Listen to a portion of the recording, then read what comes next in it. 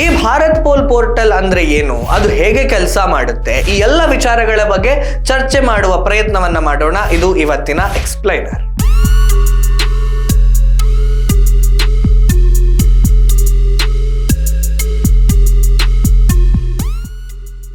ಸ್ನೇಹಿತರೆ ನಮಸ್ಕಾರ.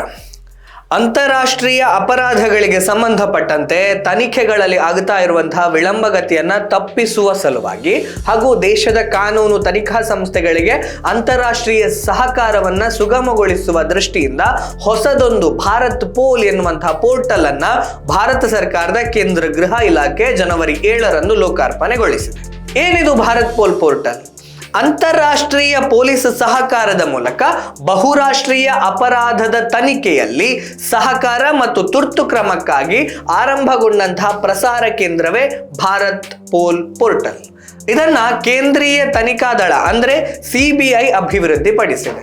ಇದು ಕೇಂದ್ರ, ವಿವಿಧ ರಾಜ್ಯ ಮತ್ತು ಕೇಂದ್ರಾಡಳಿತ ಪ್ರದೇಶಗಳ ಏಜೆನ್ಸಿಗಳಿಗೆ ಇಂಟರ್ಪೋಲ್ ಅಂದ್ರೆ ಅಂತಾರಾಷ್ಟ್ರೀಯ ತನಿಖಾ ಸಂಸ್ಥೆಯೊಂದಿಗೆ ಸುಲಭ ಸಂಪರ್ಕವನ್ನ ಸಾಧಿಸುವ ದೃಷ್ಟಿಯಿಂದ ಮತ್ತು ತನಿಖೆಗೆ ವೇಗವನ್ನ ನೀಡೋದಕ್ಕಾಗಿ ಅನುವು ಮಾಡಿಕೊಡುತ್ತದೆ.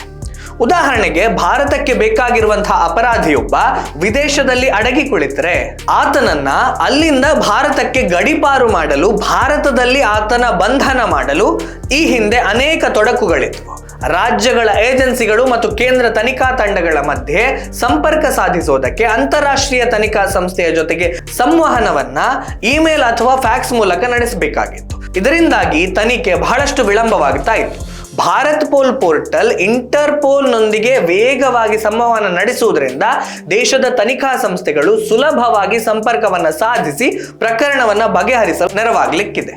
ಭಾರತ್ ಪೋಲ್ ಪೋರ್ಟಲ್ ಹೇಗೆ ಕಾರ್ಯನಿರ್ವಹಿಸುತ್ತದೆ? ಕೇಂದ್ರೀಯ ತನಿಖಾ ದಳ ಅಂದ್ರೆ CBI ಭಾರತದಲ್ಲಿ national central bureau for Interpol ಅಂದ್ರೆ NCB ಆಗಿ ಭಾರತದ ಎಲ್ಲ ಕಾನೂನು ಜಾರಿ ಸಂಸ್ಥೆಗಳನ್ನ ಇಂಟರ್ಪೋಲ್ ಮೂಲಕ 195 ಇತರ ದೇಶಗಳಲ್ಲಿನ ಕಾನೂನು ಜಾರಿ ಸಂಸ್ಥೆಗಳೊಂದಿಗೆ ಸಂಪರ್ಕಿಸುತ್ತೆ. ಈಗಾಗಲೇ ಹೇಳಿದಂತೆ ಇದು ಬೇರೆ ಬೇರೆ ಕಾರಣಗಳಿಂದ ತನಿಖೆಯಲ್ಲಿ ತೊಡಕುಂಟು ಮಾಡುತ್ತಾ ಇತ್ತು. ತನಿಖೆ ವಿಳಂಬಗತಿಯಲ್ಲಿ ಸಾಗುತ್ತಾ ಇತ್ತು. ಇನ್ನು ಮುಂದೆ ಭಾರತ್ ಪೋಲ್ ಪೋರ್ಟಲ್ ಈ ಕೆಲಸವನ್ನ ತ್ವರಿತಗತಿಯಲ್ಲಿ ಮಾಡಲಿದೆ.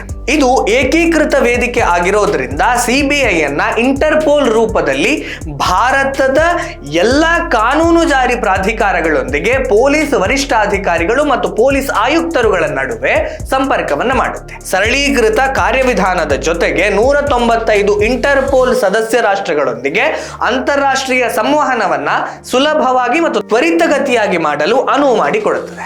ತ್ವರಿತ ಮಾಹಿತಿ ಹಂಚಿಕೆ.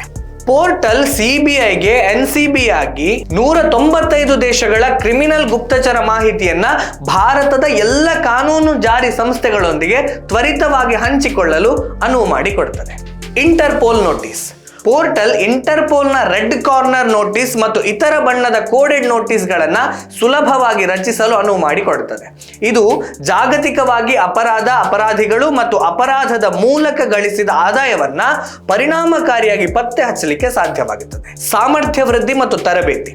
ಪೋರ್ಟಲ್ಗೆ ಸಂಬಂಧಿಸಿದಂತಹ ದಾಖಲೆಗಳು, ಟೆಂಪ್ಲೇಟ್ಗಳು ಮತ್ತು ತರಬೇತಿಗಳಿಗೆ ಅವಕಾಶವನ್ನು ಕಲ್ಪಿಸುತ್ತದೆ. ವಿದೇಶದಲ್ಲಿ ತನಿಖೆ ನಡೆಸಲು ಮತ್ತು ಇಂಟರ್ಪೋಲ್ ಮೂಲಕ ಪರಿಣಾಮಕಾರಿಯಾಗಿ ವಿದೇಶಿ ಸಹಾಯವನ್ನ ಪಡೆಯುವ ಹಿರಿಯ ತನಿಖಾಧಿಕಾರಿಗಳ ಸಾಮರ್ಥ್ಯ ಈ ಮೂಲಕ ಹೆಚ್ಚುತ್ತದೆ. ಇದು ಯಾವ ಪ್ರಕರಣಗಳಿಗೆ ಸಹಕಾರಿಯಾಗಲಿದೆ? ಸೈಬರ್ ಅಪರಾಧ, ಆರ್ಥಿಕ ಅಪರಾಧ, ಆನ್ಲೈನ್ ಮೂಲಭೂತವಾದ, ಸಂಘಟಿತ ಅಪರಾಧಗಳು, ಮಾದಕ ವಸ್ತುಗಳ ಕಳ್ಳ ಸಾಗಾಣಿಕೆ ಮತ್ತು ಮಾನವ ಕಳ್ಳ ಸಾಗಾಣಿಕೆ ಸೇರಿದಂತೆ ಹೆಚ್ಚುತ್ತಾ ಇರುವಂತಹ ಬಹುರಾಷ್ಟ್ರೀಯ ಅಪರಾಧಗಳ ನಡುವೆ ಈ ಪೋರ್ಟಲ್ನ ಅಭಿವೃದ್ಧಿ ಮಹತ್ವವನ್ನು ಪಡೆದುಕೊಂಡಿದೆ. ಕ್ರಿಮಿನಲ್ ತನಿಖೆಗೆ ಸೂಕ್ತ ಸಮಯದಲ್ಲಿ ಆಗಬೇಕಾದಂತಹ ಅಂತಾರಾಷ್ಟ್ರೀಯ ಸಹಾಯವನ್ನ ಇದು ಪೂರೈಸುವಂತಹ ಸಾಧ್ಯತೆ ಇದೆ. ಒಟ್ಟಿನಲ್ಲಿ ಭಾರತ್ ಪೋಲ್ ಎಂಬಂತಹ ಏಕೀಕೃತ ವ್ಯವಸ್ಥೆ ಅಂತಾರಾಷ್ಟ್ರೀಯ ಅಪರಾಧ ತನಿಖೆಗಳನ್ನ ತ್ವರಿತಗತಿಯಲ್ಲಿ ಮಾಡಲಿಕ್ಕೆ ಸಹಕಾರಿಯಾಗಲಿದೆ ಅನ್ನೋದ್ರಲ್ಲಿ ಎರಡು ಮಾತಿಲ್ಲ. ಇಂಥದ್ದೊಂದು ಏಕೀಕೃತ ಪೋರ್ಟಲ್ ನಮ್ಮ ದೇಶಕ್ಕೆ ಅಗತ್ಯವಾಗಿ ಬೇಕಾಗಿತ್ತು. ಇದನ್ನ ಈಗ ಕೇಂದ್ರ ಸರ್ಕಾರ ಸಾಕಾರಗೊಳಿಸಿದೆ. ಈ ಬಗ್ಗೆ ಕೇಂದ್ರ ಗೃಹ ಸಚಿವರಾಗಿರುವಂತಹ ಅಮಿತ್ ಶಾ ಅವರು ಮಾತನಾಡಿ, ದೇಶಭ್ರಷ್ಟರನ್ನ ಬಂಧಿಸಲು ಭಾರತೀಯ ತನಿಖಾ ಸಂಸ್ಥೆಗಳು ಆಧುನಿಕ ತಂತ್ರಜ್ಞಾನ ಮತ್ತು ತಂತ್ರಗಳನ್ನು ಬಳಸುವ ಸಮಯ ಇದಾಗಿದೆ. ಜಾಗತಿಕ ಸವಾಲುಗಳ ಮೇಲೆ ನಿಗಾ ಇರಿಸುವಂತಹ ಮತ್ತು ನಮ್ಮ ಆಂತರಿಕ ವ್ಯವಸ್ಥೆಗಳನ್ನ ನವೀಕರಿಸುವ ಅಗತ್ಯ ಇದ್ದ ಕಾರಣಕ್ಕಾಗಿಯೇ ಭಾರತ್ ಪೋಲ್ ಲೋಕಾರ್ಪಣೆ ಮಾಡಲಾಗಿದೆ ಅಂತ ಹೇಳಿದ್ದಾರೆ. ಸ್ನೇಹಿತರೆ, ಇದಿಷ್ಟು ವಿಷಯ. ನಮ್ಮ ದೇಶ ತಂತ್ರಜ್ಞಾನದಲ್ಲಿ ಬಹಳ ಮುಂದುವರಿತಾ ಇರುವಂತಹ ಸಂದರ್ಭದಲ್ಲಿ ಒಂದು ಮಹತ್ವದ ಮೈಲುಗಲ್ಲನ್ನ ಈ ವಿಭಾಗದಲ್ಲಿ ಇಡ್ತಾ ಇದೆ. ಅದಕ್ಕೋಸ್ಕರ ನಾವೆಲ್ಲರೂ ಕೂಡ ಹೆಮ್ಮೆ ಪಡಬೇಕು ಅಂತ ಹೇಳ್ತಾ ಮುಂದೆ ಇನ್ನೊಂದು ವಿಷಯದ ಜೊತೆಗೆ ನಿಮ್ಮ ಮುಂದೆ ಬರ್ತೇನೆ. ಅಲ್ಲಿಯವರೆಗೆ ನಮಸ್ಕಾರ.